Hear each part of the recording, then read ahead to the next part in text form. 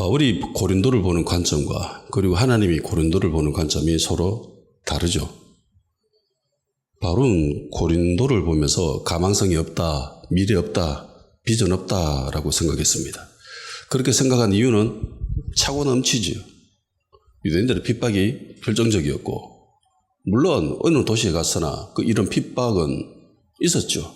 그렇지만 지금 바울의 상태가 썩 좋지 못했기 때문에 그 핍박을 감당할 만한 그런 수준이 못 되었습니다.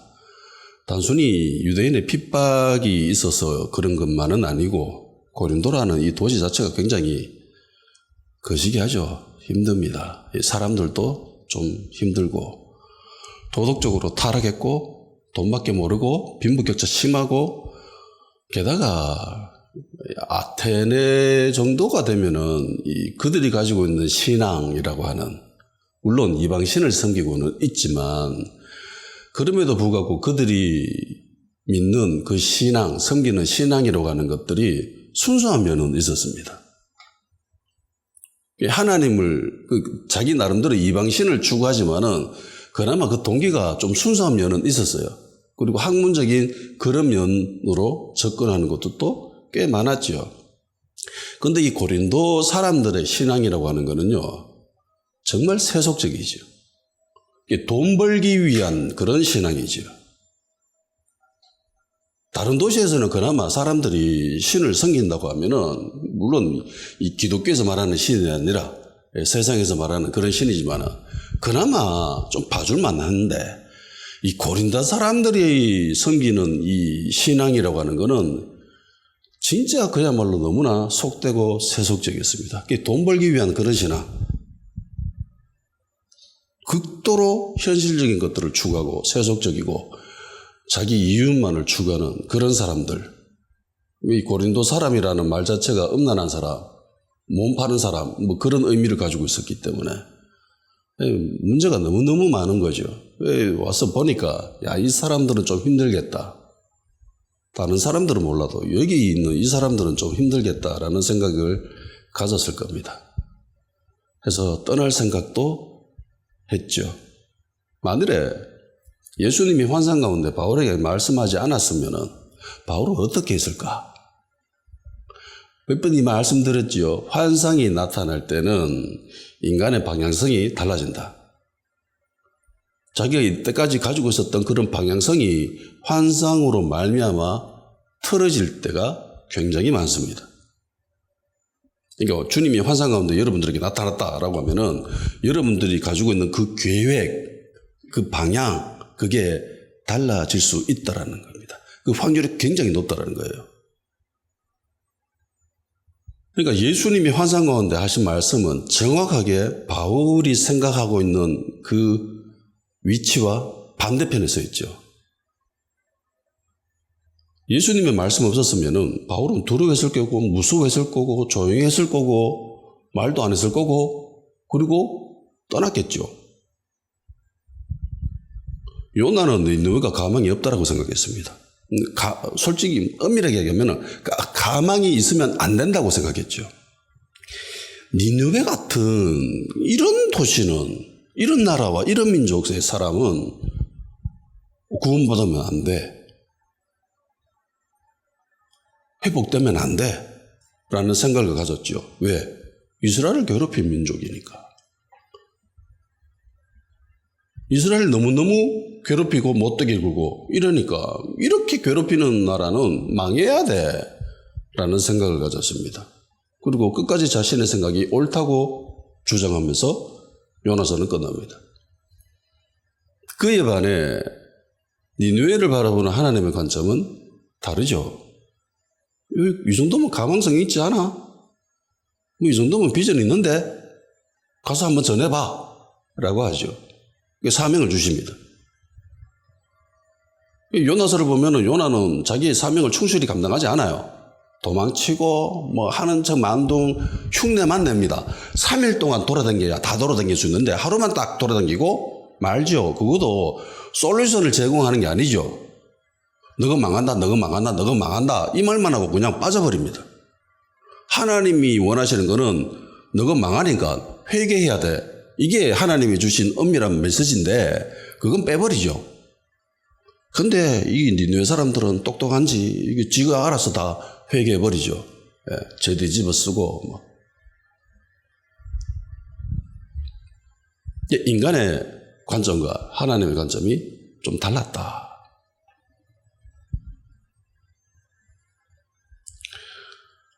고린도를 보는 관점도 다르죠. 바울은 여긴 좀 힘들겠다. 가망성 없다. 라고 생각을 했고 하나님은 여기 이 정도면 괜찮지 않나? 이 정도면 충분한데? 비전이 있는데? 라고 생각을 했습니다. 한 사람은 선지자고요. 한 사람은 사도입니다. 하나님의 뜻을 잘 알았습니까? 하나님의 뜻을 잘 몰랐다는 거죠. 선지자고 사도이지만 하나님의 뜻을 잘 모를 수 있다라는 겁니다. 그런데 간혹 그런 자들이 있지요. 자기가 하나님의 뜻을 참 잘 알고 있다라고 이야기하는 사람들이 있습니다. 가끔 나타납니다. 내가 기도 정말 많이 했다. 40일 금식 기도를 뭐 수십 번 했다. 이러면서 기도 가운데 지옥도 가보고 천국도 가보고 예수님도 만나봤다. 천사도 만나봤다. 은밀한 이야기도 많이 들었다. 그러면서 이야기하는 사람들이 있습니다.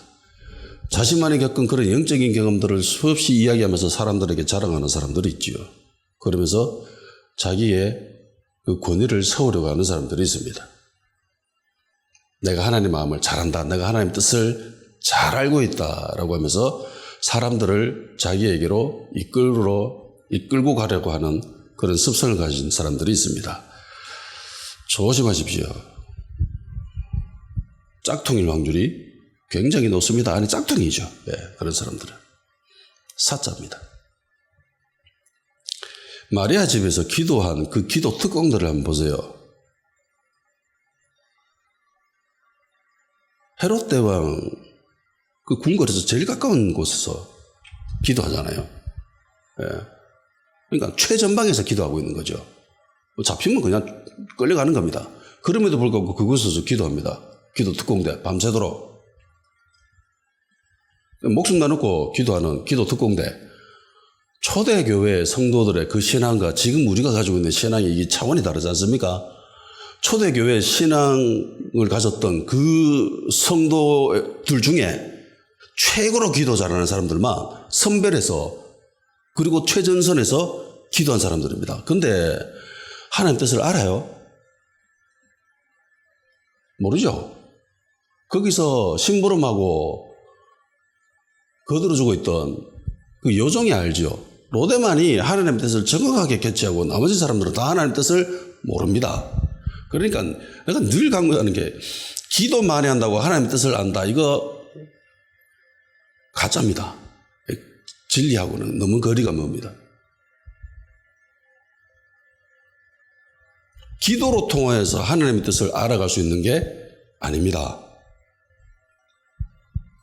하나님의 말씀만이 하나님의 뜻을 분별할 수 있는 유일한 기준이 됩니다. 아멘. 그래서 은사가 많다고 영적 경험이 많다고 하나님의 뜻을 내가 잘한다. 아니에요. 절대로 아닙니다. 수많은 수단한 멀쩡한 사람들이 멀쩡한 교회가 이단으로 빠졌던 결정적인 것들이 대부분 이런 케이스입니다. 환상 가운데 예수님이 나타나셔서 바울에게 말씀을 전했죠. 그리고 난 뒤에 바울이 고린도를 바라보는 관점이 달라집니다. 아, 가망성이 있구나. 비전이 있구나. 대한민국에서 복음화율이 가장 낮은 지역이 어딜까요? 교회가 제일 안 되는데 영남 지역입니다. 정확하게는 제주도예요. 제주도가 복음화율이 6점 몇 프로인가 그렇대요. 그리고 영남권이 영남 지역이 복음화율이 가장 낮습니다. 대도시로는 울산 그리고 대구, 부산. 부산은 10% 조금 넘고 그리고 울산과 대구는 10%도 안 되죠. 제가 볼 때 한 5% 정도 될까 생각을 해요. 100명 중에 한 5명 정도 예수님 믿는 것 같아요. 주변에 보면 안 그렇습니까?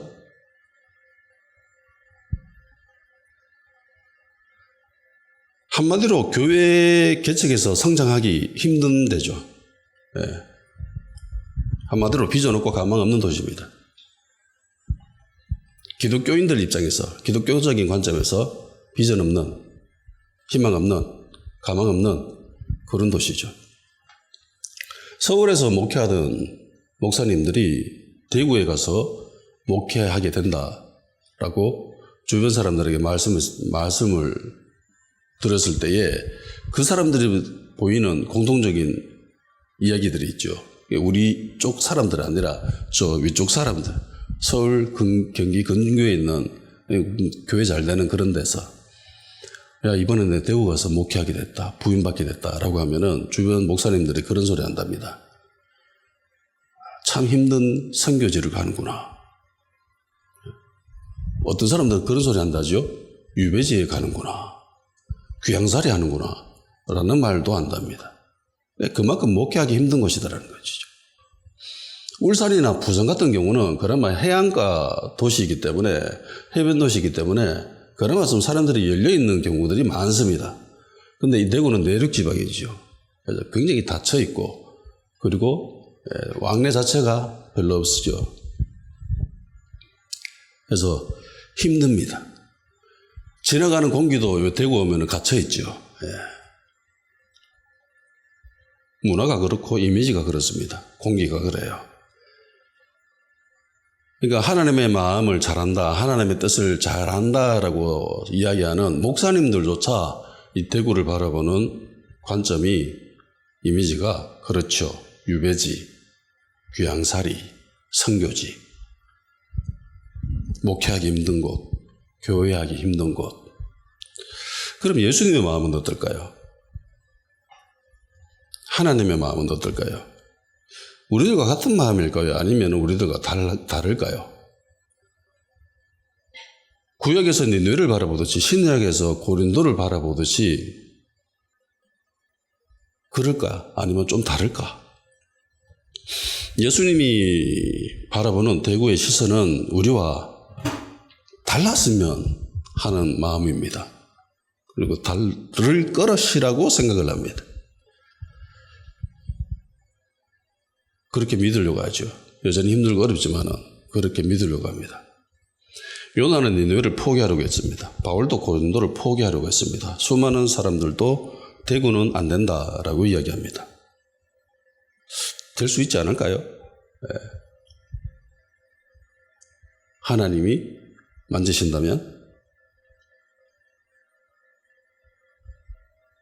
예수님은 고린도를 향해서 이성 중에 내 백성이 많다라고 했습니다. 대구를 바라보는 예수님의 마음이 이 도시에 내 백성이 많다, 그런 마음이 아닐까. 그래서 관점을 바꿔야 될 필요가 있습니다. 가망성이 있다, 미래에 있다, 비전이 있다 라고. 주님의 말씀을 들은 바울이 고린도를 떠나지 않고 남죠. 그래서 예수님이 환상 가운데 하신 말씀 그대로 무서워하지 않습니다. 두려워하지 않습니다. 무서워하고 두려워하게 된 것이 그 유대인들이 자신을 핍박하고 공격하기 때문에, 근데 예수님이 보장해 주셨기 때문에 더 이상 저들이 나를 해할 수는 없겠구나, 해코지할 수 없겠구나, 내가 피해를 받지 않을 수 있구나라는 생각을 가지고 말씀을 전합니다. 성경은 바울이 고린도에서 1년 6개월을 머물렀다고 합니다. 1년 6개월 동안 말씀을 가르쳤다고 하죠. 근데 이 1년 6개월이 환상이 있고 난 뒤에 1년 6개월인지 아니면은 토탈해서 고린도에 도착해서 떠나기까지 1년 6개월인지는 알 수 없습니다. 어쨌든 최소 1년 6개월 이상 고린도에 남아서 말씀을 가르쳤다라는 것은 사실이죠. 예수님 이성 중에 내 백성이 많다라고 했기 때문에 바울이 이런 조치를 취한 겁니다. 그럼 고린도 교회 성도 수는 과연 몇 명 정도 될까요? 이걸 알려면 우선 바울이 2차 선교지에서 사역했던 그 도시 가운데 세워진 성도 수도 먼저 봐야 되겠죠. 조사해보니까 정확한 숫자는 기록되어 있지 않지만은 성경 이외의 여타 다른 기록들과 그리고 수많은 학자들의 신학자들, 신학자들은 이런 거 밝혀내는 게 평생 일이잖아요. 그 사람들이 조사한 바에 따르면은 빌립보, 마게도니아, 베레아, 2차 선교지에서 세웠던 그 도시들, 그 성도들 수가 한 10명에서 30명 미만이랍니다. 10명에서 30명 미만. 그럼 아테네는 10명도 안 되는 거죠. 그러니까 회당이 세워지는 기준이 성인인 남자 기준으로 해가지고 10명이죠. 10명이 되면 회당을 세울 수 있습니다. 이 최소수입니다. 민년이라는 단어가 따로 있습니다. 야, 민년이 되었구나 라고 하면서 이렇게 회당을 세울 수 있습니다. 그러니까 10명이 안 되면, 민년이 안 되면은 예배를 드릴 수가 없어요. 그러니까 그들이 가지고 있는 유대교에서 예배를 드리는 그 형식이 있습니다. 그 형식에 10명이 채워져야, 민년이 되어야 예배를 드릴 수 있습니다. 그러니까 10명이 안 되면, 민년이 채워지지 않으면은 그냥 기도만 할 수 있는 거예요. 개인적인 기도. 공식적인 예배는 못 드리는 거예요. 그러니까 이 당시까지만 해도 이 예수님을 전하고 있는 이 바울의 입장과 그리고 그걸 받아들이는 사람들의 입장에서도 기독교라는 새로운 종교가 세워진 게 아니죠. 유대교의 한 분파일 뿐입니다. 아직까지 이들 관념 속에서는. 그렇기 때문에 아테네에서 실망하면서 떠났다라는 것은, 교회가 세워지지 않았다라는 것은 10명이 안 됐다라는 거죠. 다른 도시에서 교회가 세워졌다라는 것은 10명이 채워졌다라는 겁니다.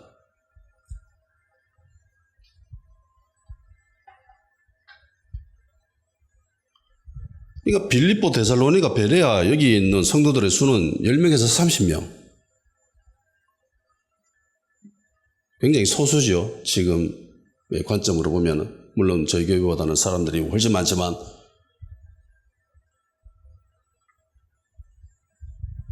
고린도 교회는요, 이들 교회들보다 훨씬 많았습니다.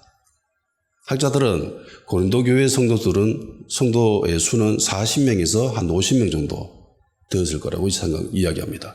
그러니까 2배가 넘죠. 그러니까 예수님이 이성 중에 내 백성이 많다라고 하는 것은 진짜죠. 당시 도시의 규모를 봤을 때 고린도가 제일 크긴 컸습니다.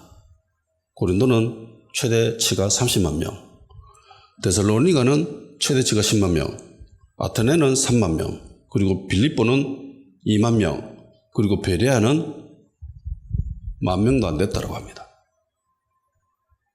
그러니까 단순 비율로만 보면은 베레아가 가장 크죠. 10,000명도 안 되는 그런 아주 조그마한 도시인데 여기에 교회가 세워졌다라는 것은 대단한 일인 겁니다.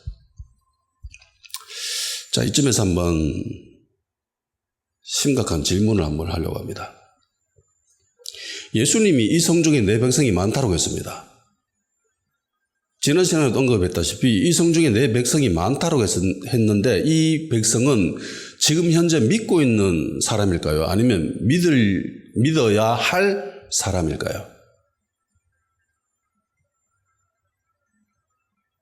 여기서 말하는 내 백성이 많다라고 하는 것은 지금은 믿고 있는 사람이 아니에요. 앞으로 믿어야 될 사람들입니다. 그러면 우리가 일반적으로 생각할 때에 야, 이 도시에 하나님의 사람들이 많아. 근데 정작 예수님 믿고 있는 사람들은 적어요. 그러면 사역자는 어떻게 해야 되죠? 복음 전해야죠. 전도해야 됩니다. 그죠?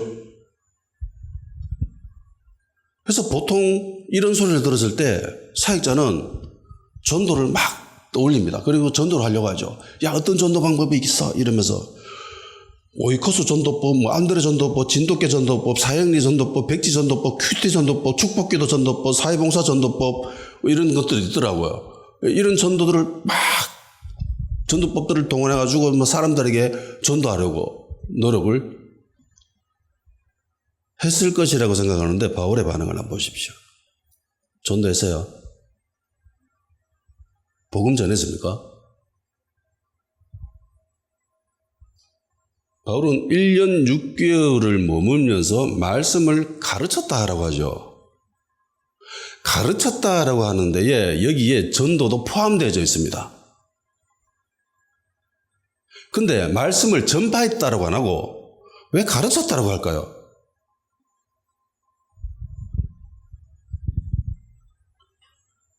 여기에서 포커스는 복음을 전한 사람들이 거듭나게 하는 그것이 아니라 말씀을 가르쳤다라는 게 더 비중을 두고 있죠. 말씀을 가르치는데 그것이 포함되어 있지만은 방점은 말씀을 가르치는 데 있습니다. 그러니까 하나님의 백성 이꼬르 말씀 가르침. 우리가 생각하는 하나님의 백성이 되는 것. 어떻게 하면 하나님의 백성이 될까? 우리는 어떻게 생각하죠? 거듭나면 된다라고 하죠. 거듭나면 어떻게 되죠? 예수를 믿으면 된다라고 합니다. 중생하기 위해서는 예수님을 믿어야 돼요. 이게 복음의 핵심이죠. 근데 성경은 이것으로도 충분하다라고 이야기하고 있는데 바울은 왜 말씀을 가르쳤을까요? 그럼 거듭나게 하면 끝인데 왜 이렇게 했을까? 전도하고 거듭나게 했으면 끝이잖아요. 하나님 자녀가 됐으니까 야 이제 네 하나님의 자녀 됐다 이러면서 세례 주고. 근데 바울은 말씀을 가르쳤습니다. 그리고 바울이 말씀을 가르쳤다라고 하는 이 사람들은 거듭난 사람들이죠. 예수님이 이 성중에 내 백성이 많다고 했을 때 이 백성은 믿지 않는 사람들이지만 바울이 남아가지고 1년 반 동안 남아가지고 말씀을 가르치는 것은 그 사람들을 전도해가지고 거듭나게 해가지고 교회 공동체 가운데 머물게 하면서 말씀을 가르치는 것. 그러니까 믿는 사람들입니다.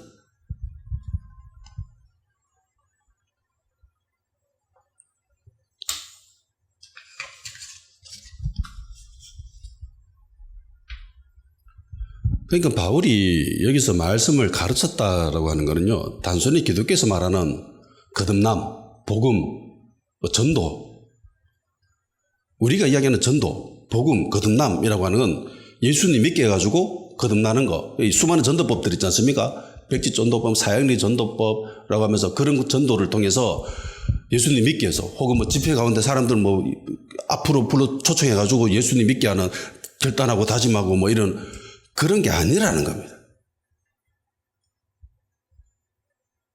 우리는 하나님의 백성이 되는 거, 주님의 자녀가 되는 거는 거듭남에 있다라고 이야기합니다. 그걸로 그냥 끝났다라고 이야기하는데 바울은 하나님의 백성 이꼬르 말씀을 가르쳤다라고 생각하는 거죠. 그러니까 바울은 이렇게 생각하는 거죠. 하나님의 백성이 되려면 말씀을 잘 배워야 돼.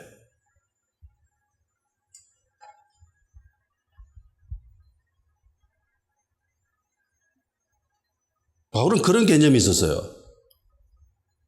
하나님의 백성이 되기 위해서는 온전한 하나님의 백성이 되려면은 말씀을 잘 배워야 돼. 그래서 그것도 1년 6개월 동안 가르쳤습니다. 이게 현대 우리가 생각하는 주님의 자녀, 하나님의 백성이라는 이 개념과 바울이 생각하고 있는 하나님의 백성이라고 하는 이 개념이 차이가 있다는 겁니다. 한 번 해병은 영원한 해병이라고.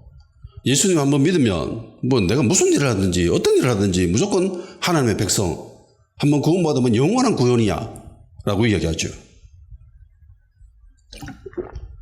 구원의 확신, 뭐 하나님의 주권, 이런 강한 신학적 테두리에서 살고 있기 때문에 이런 분위기가 형성되어집니다. 의인은 오직 믿음이라고 하면서. 근데 초대교회 바울의 모습을 보면은 단순히 이러지는 않았거든요.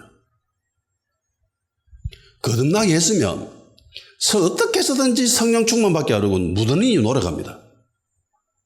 그리고 정말 열심히 말씀을 가르쳐요.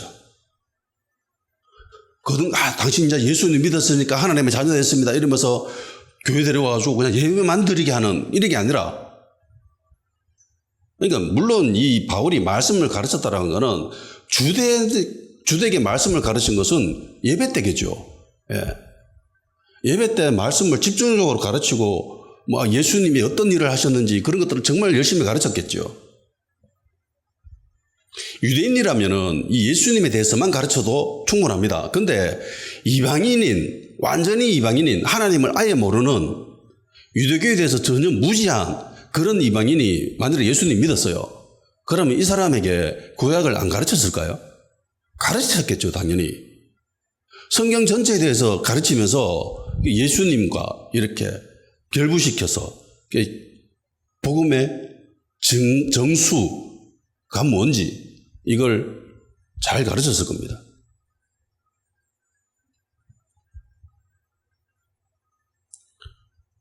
만일에 거듭나는 것으로 하나님의 자녀가 완벽하게 되어진다면은 바울은 그냥 전도만 하면 되지. 왜 열심히 말씀을 가르쳤을까요? 왜 사람들에게 성령 충만받게 하려고 그렇게 노력을 했을까요? 한 인간이 제대로 된 인간 구실을 하려면은 먼저 태어나야 됩니다. 그렇죠? 태어나야 돼요. 근데 태어나기만 한다고 그 사람이 올바른 인격체라고는 할 수 없습니다. 잘 양육되어져야 되죠. 그래야 인간이라고 부를 만한 가치 있는 사람이 됩니다. 짐승만도 못해라는 그런 소리를 듣는 사람들이 간혹 있죠. 인간으로서 제 역할을 감당하지 못하는, 오히려 사람들에게 피해만 끼치는 그런 사람, 그건 인간이라고 부를 만한 그런 가치를 주기 힘듭니다. 지금에야 우리가 인권이라는 그런 개념이 발달한 사회에서 살고 있지만은 이전에는 그런 사회가 전혀 아니에요.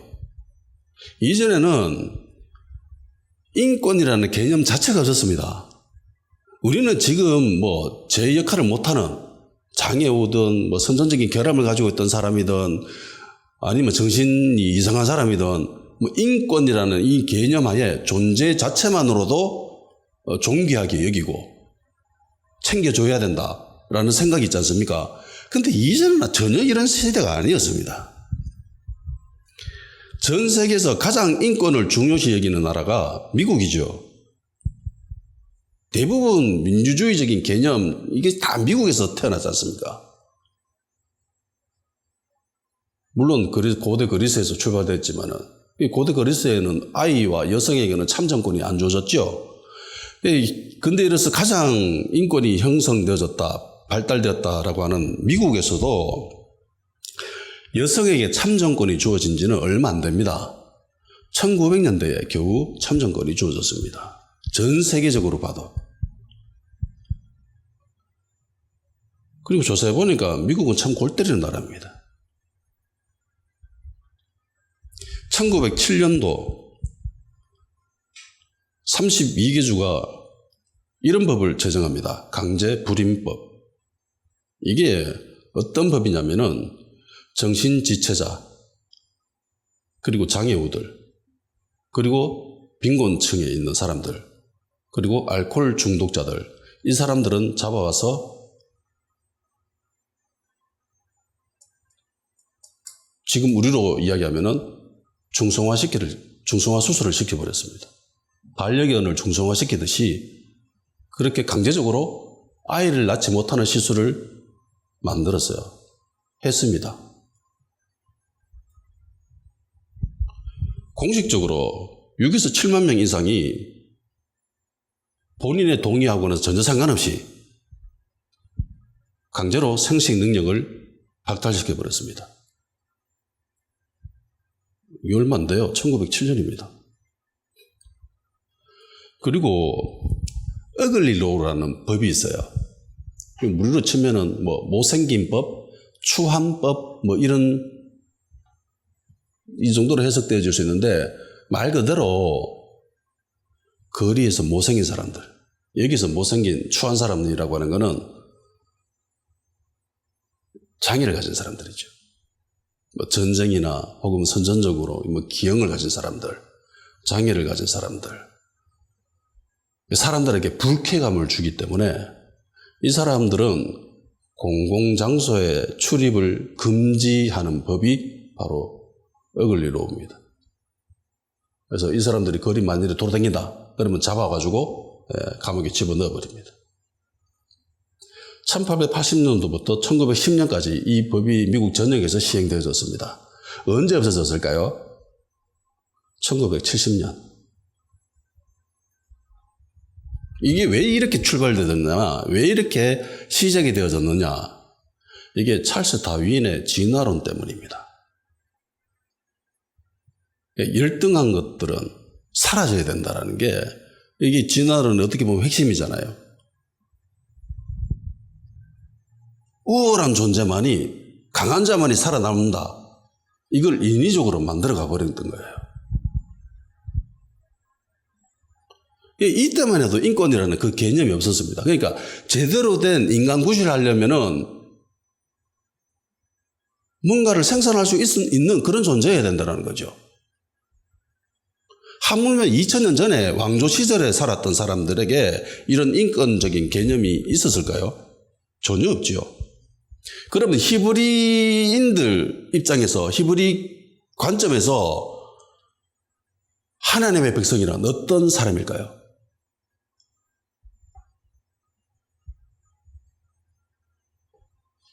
유대인으로부터 태어나면 이 사람이 하나님의 사람일까요? 하나님의 백성일까요? 아닙니다. 히브리인들이 가지고 있는 하나님의 백성이라고 하는 거는요, 일단 하나님의 말씀, 토라, 이거를 받아들여야 됩니다. 배워야 돼요. 그리고 이 토라를 삶에서 실천할 수 있는 사람이 하나님의 백성이 될 수 있습니다. 그러니까 혈통적인 유대인은 유대인이 아니죠. 유대인들은 이게 전혀 개념이 없습니다. 관념이 없어요. 혈통적인 유대인은 유대인이 아니라고 생각합니다. 유대인이 될 수 없다라고 생각해요. 오로지 하나님의 말씀, 율법을 배우고 그 율법을 실천하는 사람만이 참된 하나님의 백성, 유대인이다. 로마서 바울의 이야기 하지 않습니까? 로마서 2장 28절, 29절. 무릇 표면적 유대인이 아니요 표면적 신의 할례가 아니라 오직 이면적 유대인이 유대인이며 할례는 마음에 행할지니 영에 있고 율법 조문에 있지 아니한 것이며 그 칭찬이 사람에게서가 아니요 다만 하나님께서. 이 현대어로 이렇게 되어 있어요. 그러므로 유대인 부모에게서 태어났던가 유대인이 받는 하늘을 받았다는 것만으로는 누구나 참 유대인이라고 할 수 없습니다. 참 유대인이란 그 마음이 하나님과 올바른 관계에 놓여 있는 사람입니다. 하나님께서는 표면적으로 할례를 받아 몸의 일부를 잘라낸 사람을 찾으시는 것이 아니라 마음과 생각이 완전히 변화된 사람을 찾으십니다. 그의 생활이 변화된 사람이야말로 비록 사람들에게는 칭찬받지 못한다 해도 하나님의 칭찬을 받게 됩니다. 그러니까 하나님으로부터 칭찬받는 사람, 하나님으로부터 인정받는 사람, 하나님의 마음을 아는 사람은 하나님의 말씀을 아는 사람입니다. 다른 것으로는 되어질 수 없죠. 전혀 되어질 수 없습니다. 바울이 고백하듯이 이방인과 유대인들의 차이점이 뭐냐? 유대인의 우월설이 뭐냐?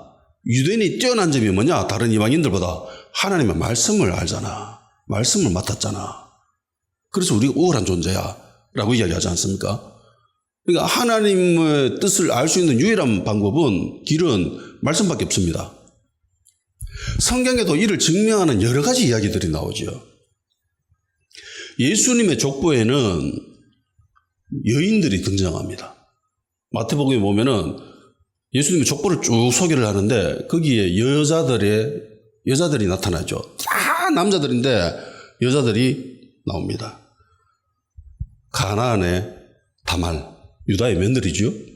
그리고 여리고 기생 라합, 그리고 모압 여인 룻, 보아스의 아내죠. 그리고 헷 사람인 바세바, 성경은 우리아의 아내라고 하죠. 결국 후에 다윗의 아내가 되지만 이 여인들이 다 이방 여인입니다. 다 이방 여인이에요. 유대인이 아닙니다. 그런데 예수님의 족보에 들어가 있죠. 다. 그러니까 유대인의 정체성은 혈통에 있지 않다라는 거죠. 출애굽할 때 한번 보십시오. 출애굽을 할 때에 결국은 그 모든 출애굽한 사람들이 이스라엘인이 되지 않습니까? 근데 성경에는 이스라엘 민족이 아니라 잡족들도 섞였다고 이야기합니다. 결국은 그들도 다 이스라엘 백성이 되어요. 이집트에서 10가지 재앙이 일어납니다. 10가지 재앙 중 마지막 재앙이 장자가 죽는 재앙이 닥치지요. 그 장자가 죽는 재앙을 넘겼다고 해서 6월했다고 해서 6월절입니다. 6월이라는 뜻이 넘어갔다 라는 뜻입니다. 죽음의 신이 지나가다가 뭐 보고 지나갑니다. 뭐 보고 지나가지요? 뭐 보고 넘어가지요? 문지방에 바른 어린 양의 피가 있나 없나 그걸 보고 넘어가고 이거 없네 이러면서 들어가서 장자가 죽고 이러는 겁니다. 자, 이 죽음의 신이, 죽음의 천사가 어린 양의 피를 봤어요. 야가 이스라엘 민족인가 아니면 애굽 민족인가 이걸 봤는 게 아니라 애굽인이라 할지라도 혹은 거기에 살고 있던 다른 민족의 사람이라 할지라도 믿음을 가지고 문지방에 어린 양의 피를 바르면 살았다라는 겁니다. 유월했다라는 겁니다. 구원받았다라는 거예요. 혹은 그 중에 그런 사람도 있었겠죠. 믿지는 않지만 100% 확신은 없지만 혹시나 잘못하면 어떻게 되지? 행여나 이러는 마음에서 문지방에 피를 발랐습니다. 이 사람은 구원받았을까요? 구원받지 못했을까요? 구원받았죠. 뭘 받죠? 그 사람의 믿음을 받습니까? 죽음의 천사가? 아니죠. 어린 양의 피만 받습니다. 예수님의 보혈만 본 거예요. 그래서 이 하나님의 주권이라는 이야기도 합니다. 그것도 맞습니다. 내 상태가 어떠하든지 혹은 설령 나의 믿음이 부족한다 할지라도 내가 의심하면서 문지방에 피를 발랐다 할지라도 나는 구원받아요. 이게 하나님의 은혜죠. 오직 주님의 보혈만 보기 때문에. 그러니까 인간이 기독교적인 관점에서 인간이 자랑할 거리는 진짜 아무것도 없습니다. 내가 잘 믿어가지고 그거 보고 합니까? 아니죠. 어린 양의 보혈만 봅니다. 이게 얼마나 우리에게 큰 은혜가 됩니까? 그러니까 결국은 보면은 실천이죠. 실천하는 겁니다. 100% 확신은 없어도 행하는 것이, 순종하는 것이 그게 믿음이에요. 그게 복이에요. 순종이 제사보다 좋다라는 게 바로 이 말입니다. 그러니까 히브리적 개념에서 하나님의 백성이란 하나님의 말씀을 잘 배우고 이것을 실천하는 사람입니다. 단순히 영접했는 것으로 끝나는 게 아니에요. 어찌 보면 현대 교회가 이렇게 세상으로부터 손가락질 당하고 그리고 수많은 교회와 수많은 성도들이 그릇된 행동을 보이는 이유의 근원이 바로 여기에 있지 않나 생각을 합니다. 출발이 잘못된 거죠. 하나님의 백성이 되기 위해서는 예수님 영접하고 말씀을 잘 배워야 되는데 이걸 제대로 못했다는 거죠. 그러니까 제 입장에서 말씀을 잘 배운 사람이라고 하는 거는요, 성경적인 가치관을 가지고 있는 사람입니다.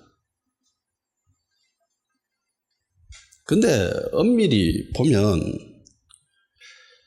안타깝게도 성경적인 가치관을 가지고 있는 사람들이 많지 않아요. 성령 충만 받은 사람들도 많지 않는데 보세요. 이렇게 진행되어집니다. 거듭나야 되고요. 성령 충만 받아야 되고요. 그리고 말씀을 잘 배워야 됩니다. 근데 거듭나기만 하고 성령 충만 받지 못한 사람들도 있었지요. 그리고 말씀을 잘 배우지 못한 사람들도 있습니다. 성령 충만 받아야 되고 그리고 성경적인 가치관이 변화되어져야 됩니다. 그런데 교회 보면은 단순히 예수님을 영접했을 뿐이지 모든 가치관이 세상 사람들과 똑같은 사람들이 있습니다. 말씀을 배우지 못한 거죠. 말씀을 제대로 보면은요, 생각이 달라집니다. 가치관이 달라집니다. 세상을 보는 관점이 달라집니다. 바울처럼 달라져야 돼요. 야, 내전에 이전에 이때까지 배웠던 이 모든 신학이 다 이게 똥오줌이다 이러면서 다 포기해버리고 예수님이 이게 최고지. 예수님 아는 지식이 가장 고귀한 거야. 이게 변화되어져야 되는데 왜 안 변하지? 안 달라져요.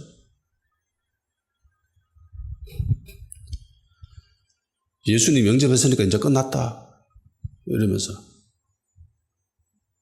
이제 구원받았으니까 하나님의 강력한 주권수는 이제 당신은 완벽한 하나님의 사람이 되었으니까 이제 교회만 다니면서 예배만 드리고 헌금하고 이러면 됩니다.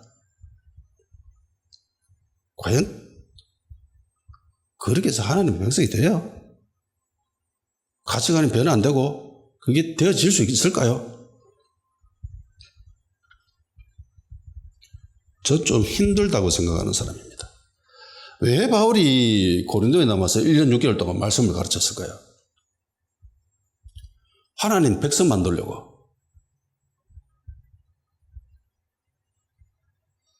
거의 뭐 신학교 수준처럼 앉혀놓고 사람들을 가르쳤을 거예요.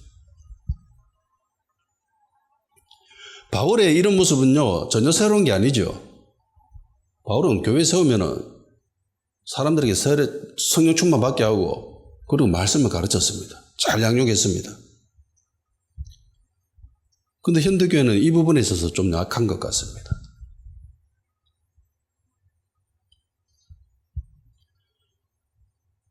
이 가치관이 변하지 않으면요, 결정적일 때 쓰러질 수 있습니다.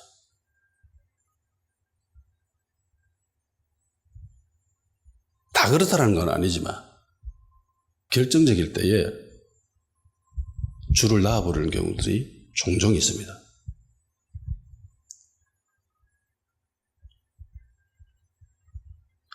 세상에서 벌어지고 있는 일들을 바라보면서 하나님의 관점으로 해석하고 하나님의 말씀으로 필터링하면서 그것을 해석해낼 수 있는 그런 사람.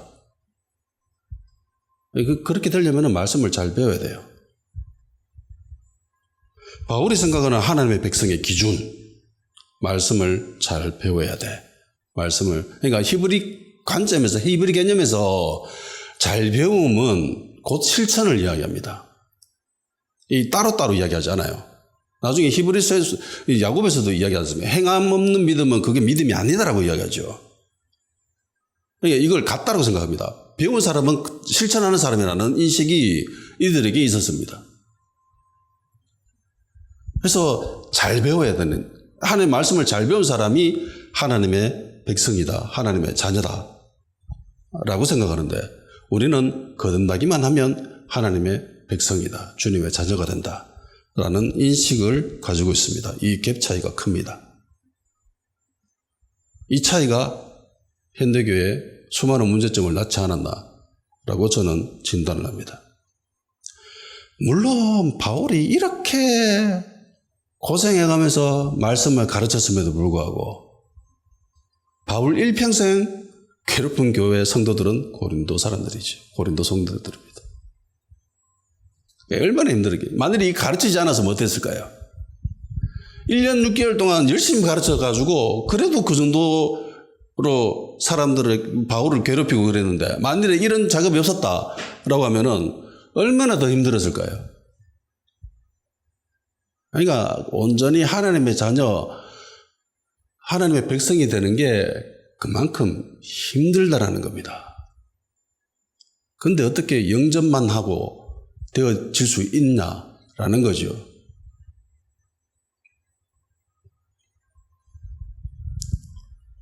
바울이 현대교회를 바라보면서 현대교회 성도들이 하는 모습들을 바라보면서 어떤 생각을 가졌을까요?